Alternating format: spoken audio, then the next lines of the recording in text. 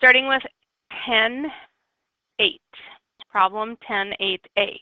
You will do all of these same ones for the B set as homework, and I think if we hurry, and I don't want to rush you, but I think you'll be able to get started with these yet today. So I'm going to rip through these. All right. So our first one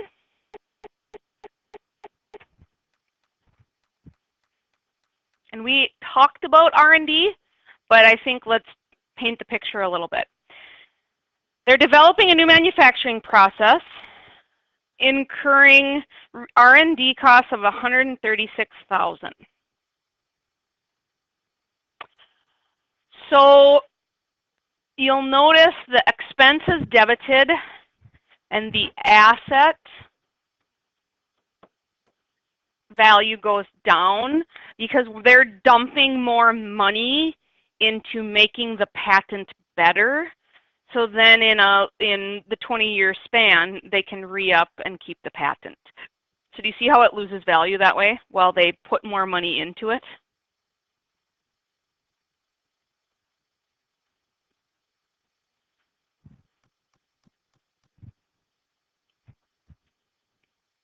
The company also purchased a patent for $60,000.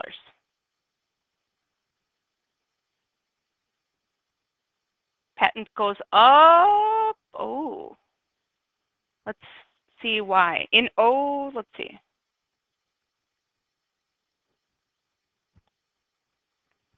What? Apparently we got to keep reading.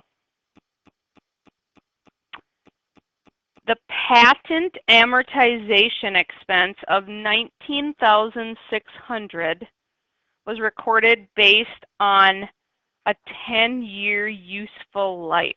Holy moly. So we're going to use the $60,000 patent for 10 years. So you could have either divided it by 10 or taken it times the one of 10 years it's going to be useful.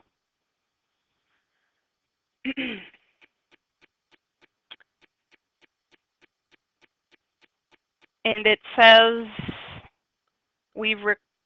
why is this 19,600 in there? I don't understand that. Why wouldn't this just be 19,600 is the question. I was hoping it would just be patent goes up, cash goes down, but what's going on here? I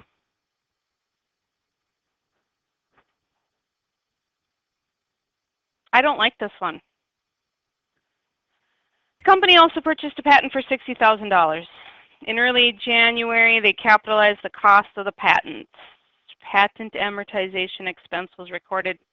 I don't like that one at all, you guys. I'd rather, honestly, let's just put cash and have it be the $60,000 patent. I like that a lot better. That's how they showed it yesterday. I like that better. Sorry. I hope a lot of you are doing pencil. That's good. Now, let's stop and say, what about 1 year has passed? If we had to show an entry for the patent, you would have the amortization expense as the debit, and you'd have accumulated amortization, as the credit. That would be an example of showing how did it lose value. We're not even going to horse around with the numbers, but I just want you to see the first part, the patents and cash. If we paid cash for a patent, that shows the acquisition of that asset. The second thing that I showed you there is after a year went by, how did it lose value? I like that better. There's probably rhyme and reason to the way they did it. I like that better. What are we buying next? Up at the top of page 509.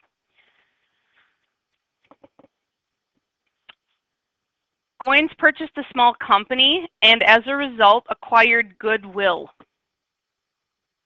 So let's do it the same way. I'm not going to do it the way they did it.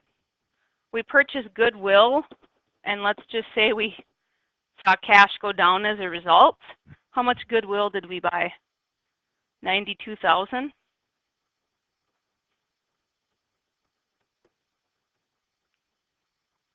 Question, will goodwill lose value? No. You wouldn't see this transaction, this expense happen because goodwill is not amortized.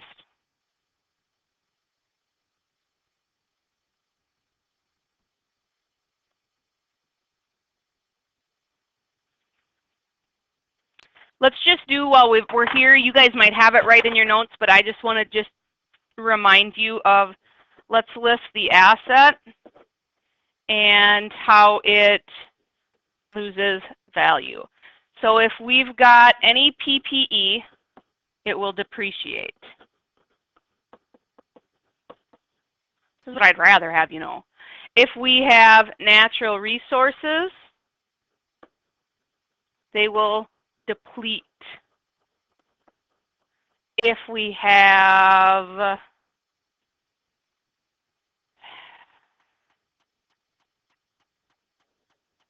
there we go. Okay, so we have two types of intangibles. Limited life will amortize. Indefinite life is nothing. That's what I want you to know. This business of doing transactions is not as important. What questions can I answer about that before we move on?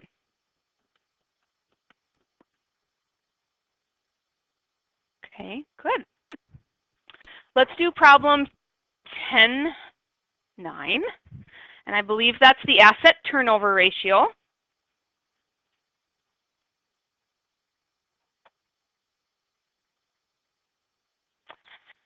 And what I'd like you to do is set it up this way. So we have a Laporta is a business and Lot is a business. And they want us to run the asset turnover ratios for each.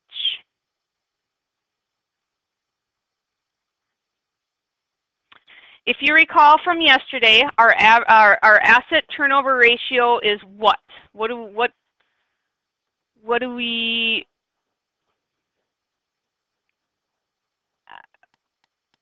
Right. So as you have invested $1 in an asset, what does that yield in revenue? And so you take your net sales divided by your average assets to come up with a number that we turn into how does that relate to every dollar worth of assets we have. So Laporta.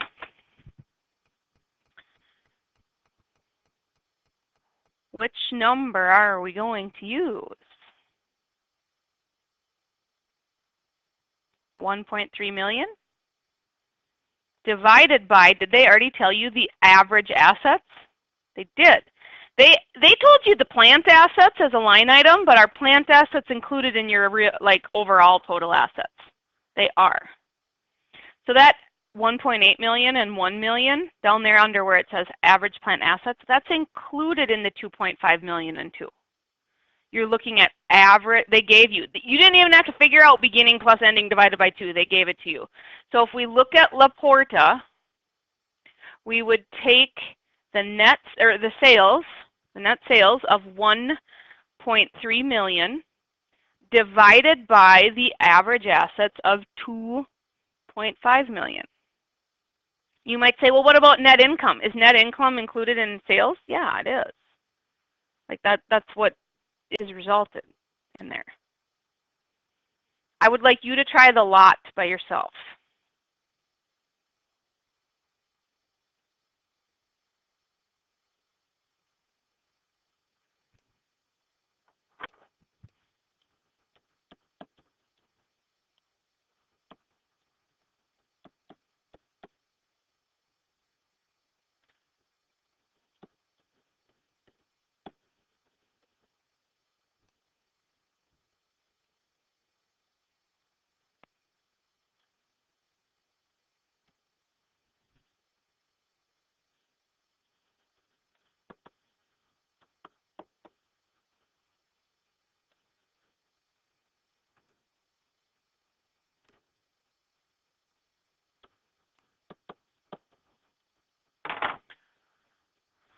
Who's more effective at investing in assets that will yield more financial success? Why? He gets more money per dollar. He, or she for that matter, is more effective at having assets be there to do their job. Revenue producing assets. I don't necessarily like how they presented the numbers to you. Just remember, it's, again, if I had to do it the long way, net sales divided by beginning assets plus ending assets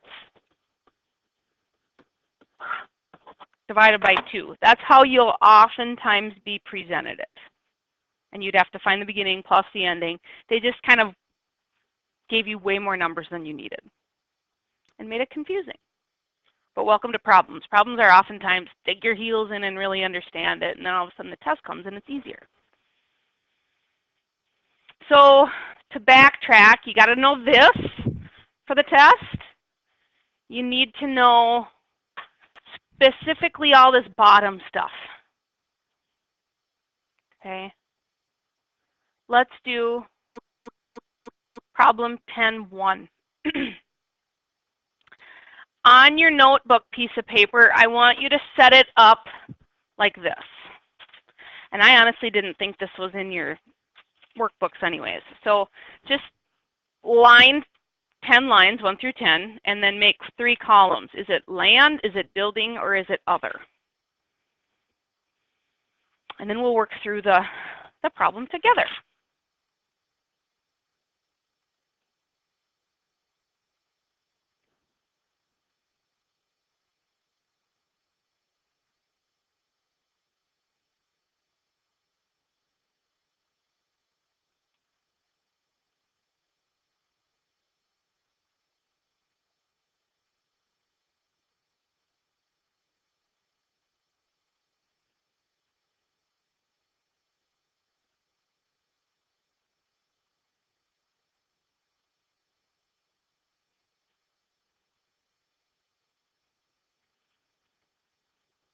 Okay, so we have to figure out which column it belongs to and how much.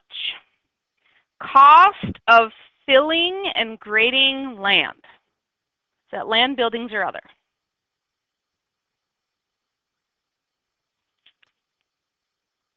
Did they say any mention that we're going to put a building on it at this point? No. So you're going to see land increase by $4,000. And I'm on page 506.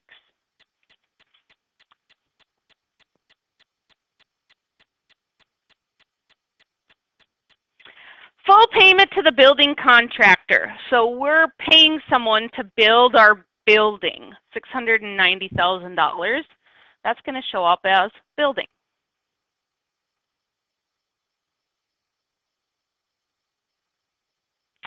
Real estate taxes on the land paid for the current year. It's actually going to show up in other as a property tax expense.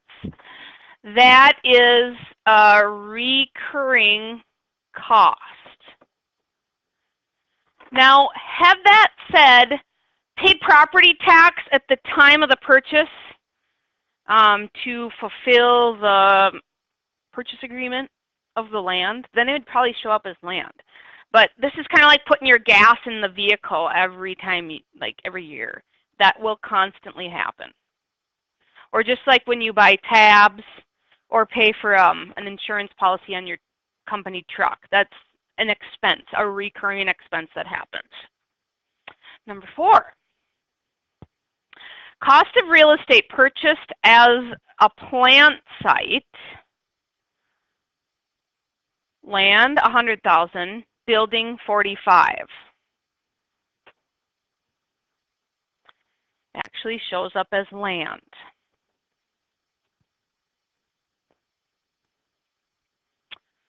Let me give you an example. The hospital already existed. But do you guys remember when they kind of bought those little houses just to the west of the hospital? And they wiped them out, built a better parking lot, added the surgery center. That even though that they were building on that land, they still had to acquire the land to do their renovations.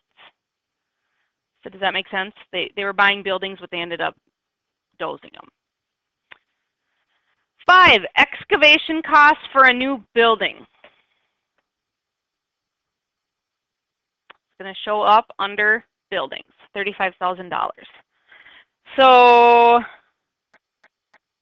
again, the hospital example, excavation to get ready to add that 2-level addition they made, where the surgeries are happening and all that.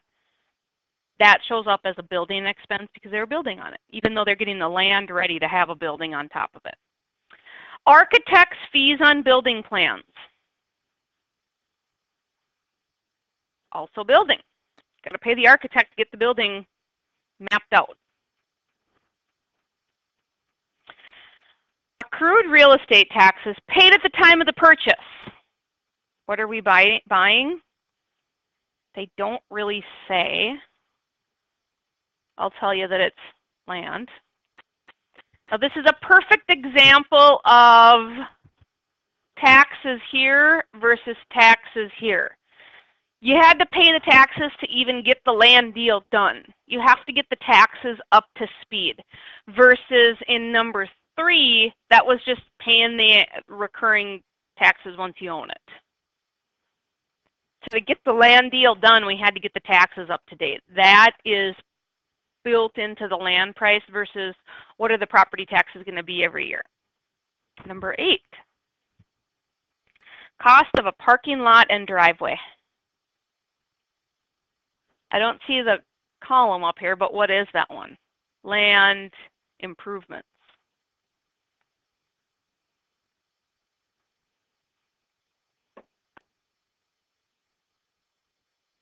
Cost to demo the building to make land suitable for construction.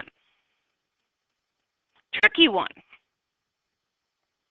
Going back to the hospital example, they wiped out houses. I don't know if they dozed them or they sold them and moved them. I don't remember. But that was to get the land ready to do what it was supposed to do. So even though you see the word building in there, it was getting the land ready to do what it was supposed to do. We weren't putting that building up. We were taking it down to get the land ready. The last one, proceeds from the salvage of the demoed building. So when they say they razed a building, R-A-Z-E-D, they demoed it and scrapped out some stuff and made money. They sold the windows, they sold the doors, they sold the siding, whatever the case is. Why does it show up under land? Well, and why do you see it negative? What's that? Yes, it's subtracted. This is like revenue. It's subtracted off. And then they're just asking you to total them. So you don't have to necessarily do that. You're just seeing that land had all sorts of things that contributed it to its overall value. The building had all sorts of things that, we had to construct the building, we had to pay the architect, we had to, there's a lot of things that contribute to the overall value. Okay, pretty easy. I have not done problem 2. Of course, the book presents it a little bit differently. This is what my answer key looks like when we do depreciation. That looks nothing like how we did it. So I would rather do things the way that I taught you. So here, let's give it a try. I'm just going to go with it. I'll check my answer key from time to time, but we're going to just go with it. Okay.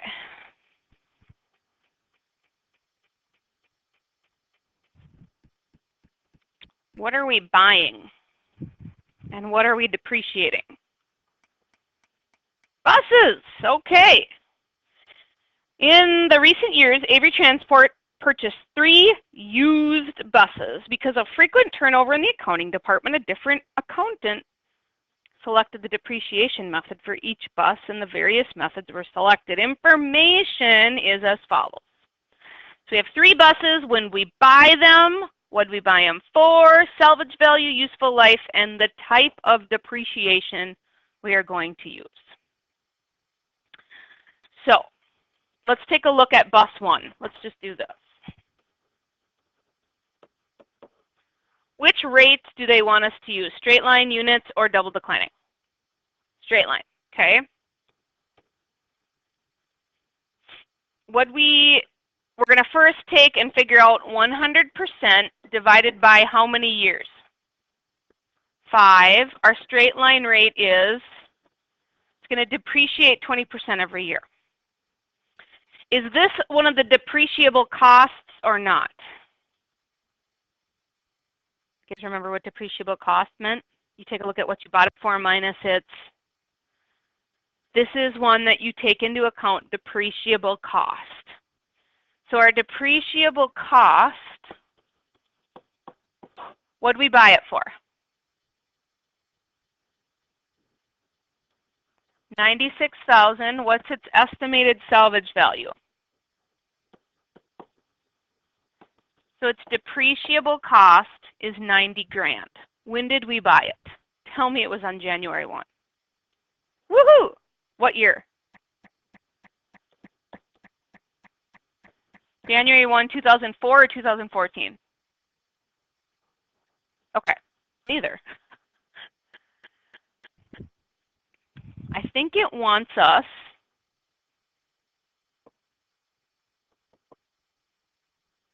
it wants us to show the accumulated depreciation on each bus at December 31st, 2014.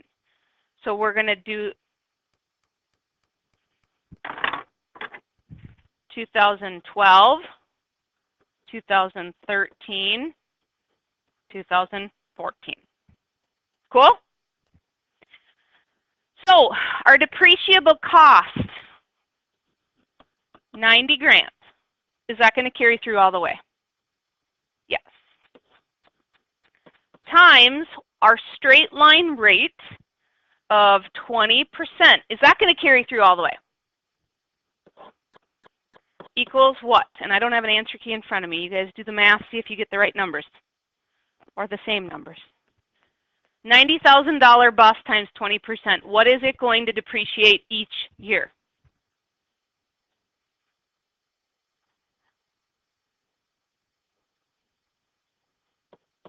Like, holy moly, that seems like it's a lot, but it's a $90,000 bus.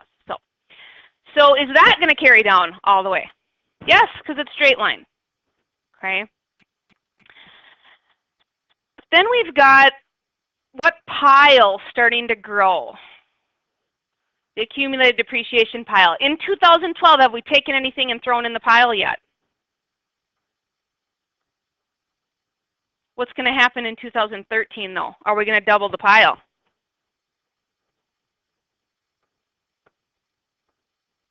And in 2014, the pile will be tripled.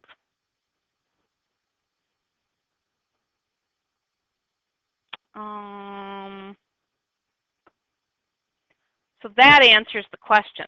They're posing the question, compute the cumulated depreciation on each bus at December 31st, 2014. So they're like, that would be the test answer I'm looking for. You have to do all that work to get there. Just for giggles, let's take a look at what's the last column that we typically see. Here's the expense column. Here's the accumulated depreciation column. What's the last column usually? What's that? Book value, isn't it? Okay. So what we do is we take 90,000 minus which one? Which column?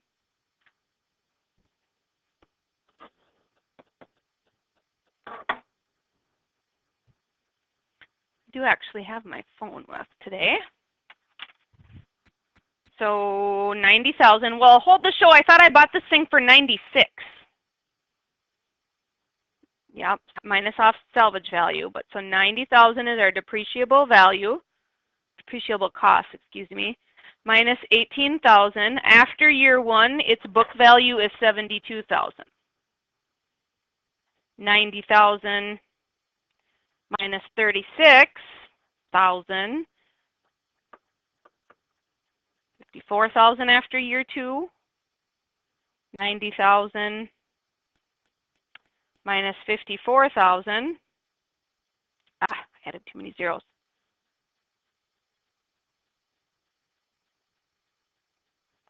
36,000 after third year. Easy. I just like this format so much better. So much better. Guys ready to do bus 2?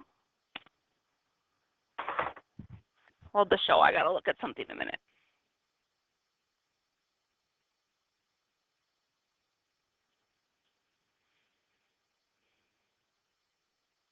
Okay, there's a part 2 to bus 2. Let's go with bus 2 next. I'm just gonna start over.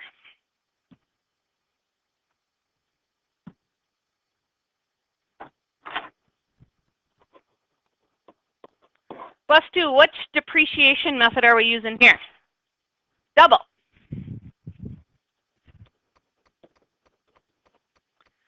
Okay, so we're going to take 100% divided by the years to get what? Or how many years? 4.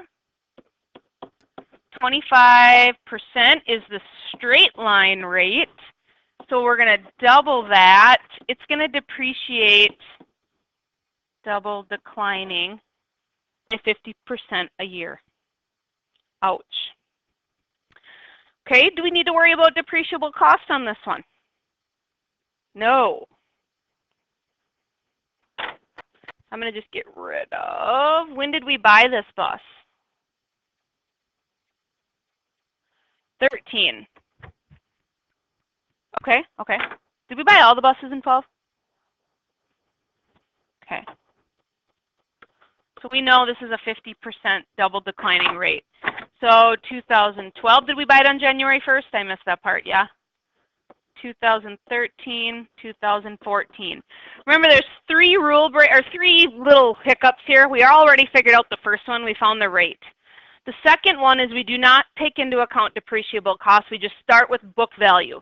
So what's its book value, or what did we buy it for in 2012? 110,000. Can I bring that all the way down? No, no, no. No, no, no. Times 50%.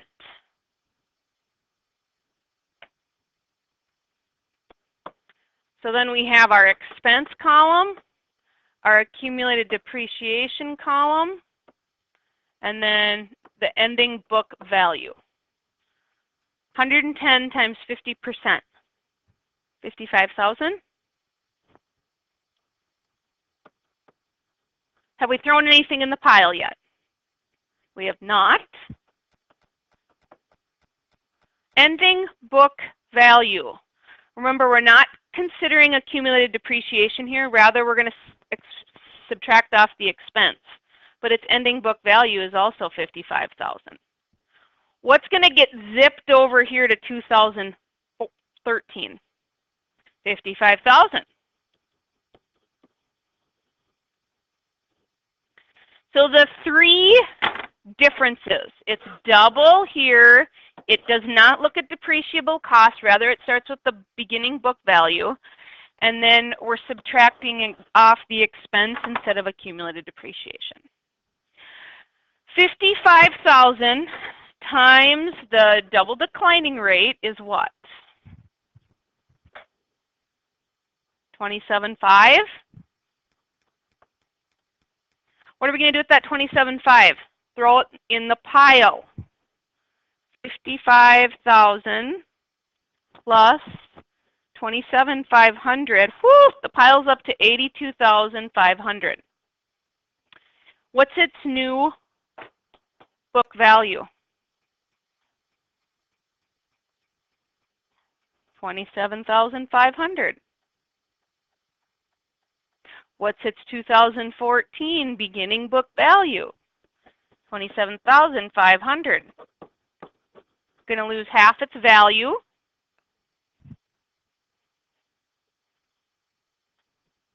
Down to $13,750. Is the accumulated depreciation pile going to grow a little bit?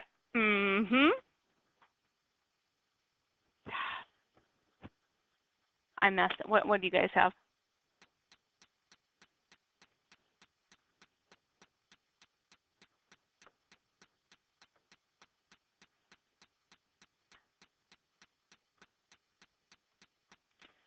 So to answer the question the book is posing, what answer would you put on the test? It's asking for the accumulated depreciation on December 31st, 2014.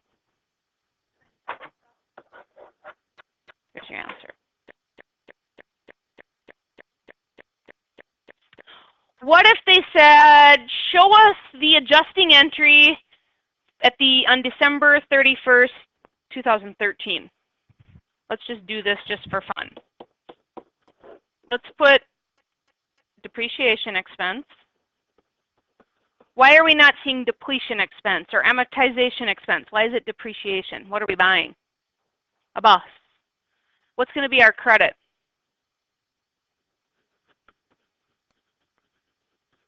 What's going to be our number?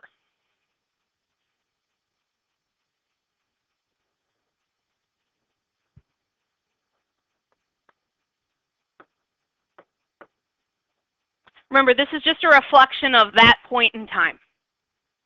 We know the pile is growing at a pretty big rate because it's 50% rate, in fact. Now, while we're on bus 2,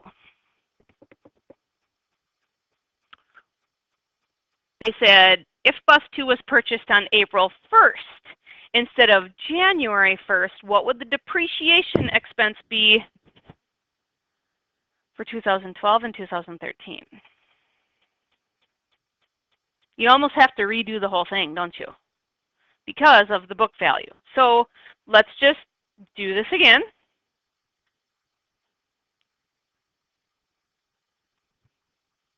Just go right below.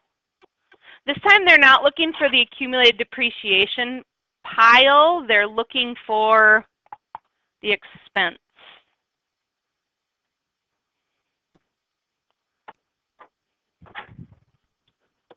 $2012. Same bus. Same 50% straight or double declining rate. It's just that we're buying it on April 1. So how many months did we have it? We didn't have it for 3, so because we didn't have it in January, February, or March. So we had it for 9 of 12 months in 2012. How much was this thing again? 110,000 times our double rate is still 55,000. Was that the depreciation expense for the year, though?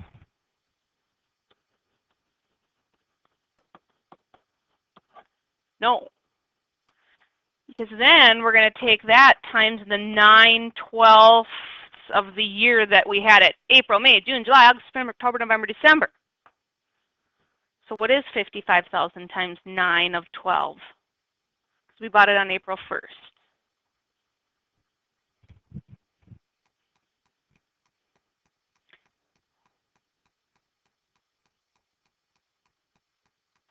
$41,250. You are correct.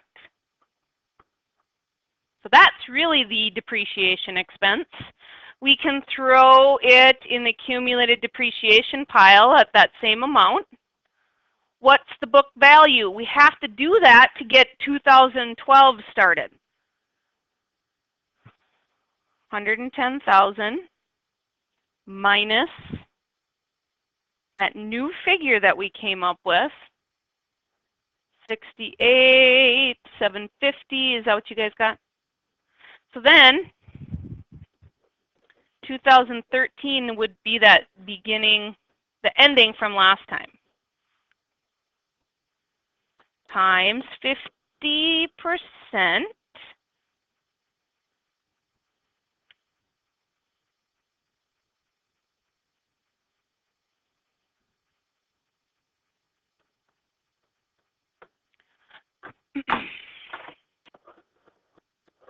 Why did I not need to take the 34,375 times 9/12? It was a full year. I could make you keep going, but we're not gonna.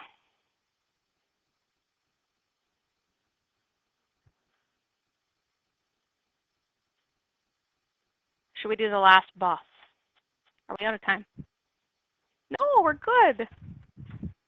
I would assume we're going to see units of activity for this last one. Is that true? Hope so. We haven't done that one yet.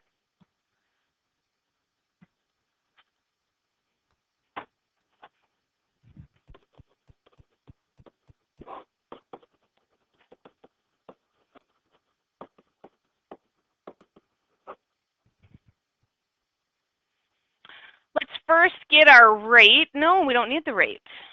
We don't need the rate. What are we going to do here to figure out our price per mile? Can I assume a bus would put on miles? Yes. What are you guys going to do to get this one calculated? Okay.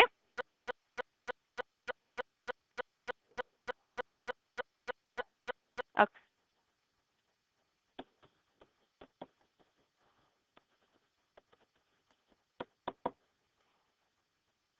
I think so.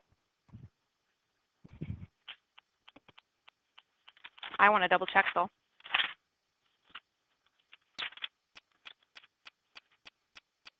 Yep. Depreciable cost, which let's see, what is that? I'm assuming it's different. What did we buy it for? Say it again. Estimated salvage value?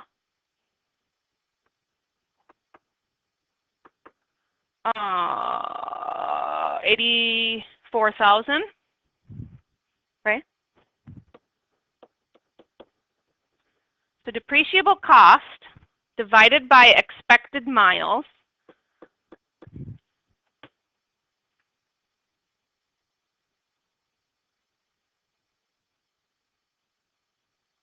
70 cents a mile.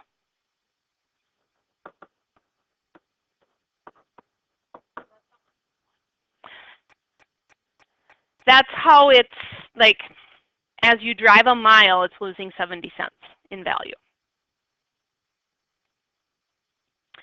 So when we buy the bus, 2013, and they want us, let's see, what are we doing again? For units of activity, total miles expected, okay, actual miles in the first 3 years were this, this, and this. But remember, they gave us 2015. They only want us to go through 2014. You really don't need that last figure. So 2013, 2014. How many miles did we go in 2013? 24,000 miles times 70 cents a mile .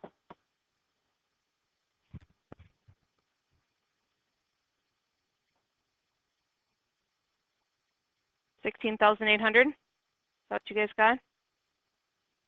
Don't trust my math. I'm up here flailing around. I think that's what it is. That's what it depreciated. Yep. That's the expense. Do we have anything in the accumulated depreciation pile yet? No, but now we do.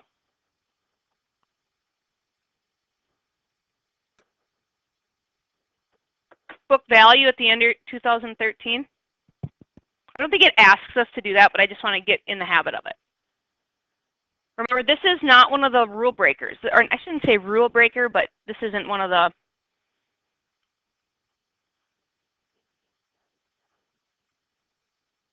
Yes, because we have to take 92... No. 84?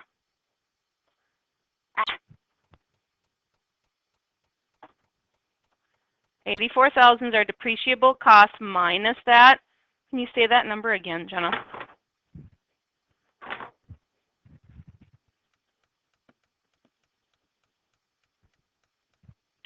Okay, how many miles did we put on in 2014? 34,000 times 70 cents. 23.8. We already have a pile going for accumulated depreciation. It now has grown to 40,600. That's our answer. Because they're asking you, what's the accumulated depreciation at the end of 2014? Just because I think we should take 84,000 minus 40,600. Our new book value, 43,400.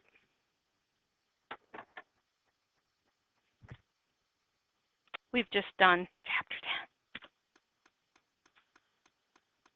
10. So here's what I'd like to see you come with completed on Thursday. I won't see you tomorrow because of Oveus Digital Citizenship movie time. I want you to do these same 4 problems for the B set.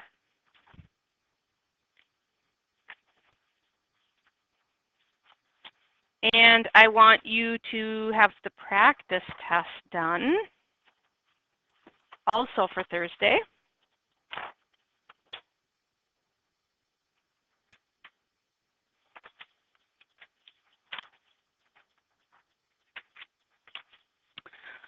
We will go through them on Thursday.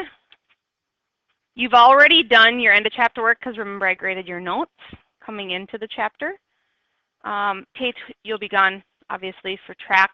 I will record what we do and then I'll probably just send you the link.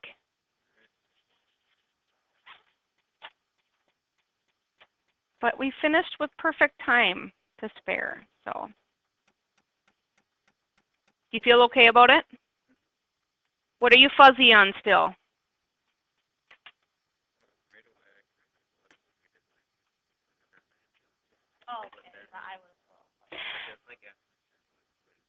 Okay. You're going to like it much better on this practice test. No. I didn't like those either. I just wanted to talk about them and get some stuff in front of you. No, it's more like here, like look at number 22 on the practice test. You already put it away, but goodwill, land, buildings, patents, research and development, is that amortized, depreciation, depletion, or none? Okay, that's so much better, so much better. Look at 21, parking lots, is that L-I, B, E, or X? Okay, so that's how it's going to be. The problems are always harder than what you're tested on. But I think it's a good, like, that dig your feet in the mud and just try to get out of it. So I think after you review, especially when you do this practice test, you'll be okay. So good job today.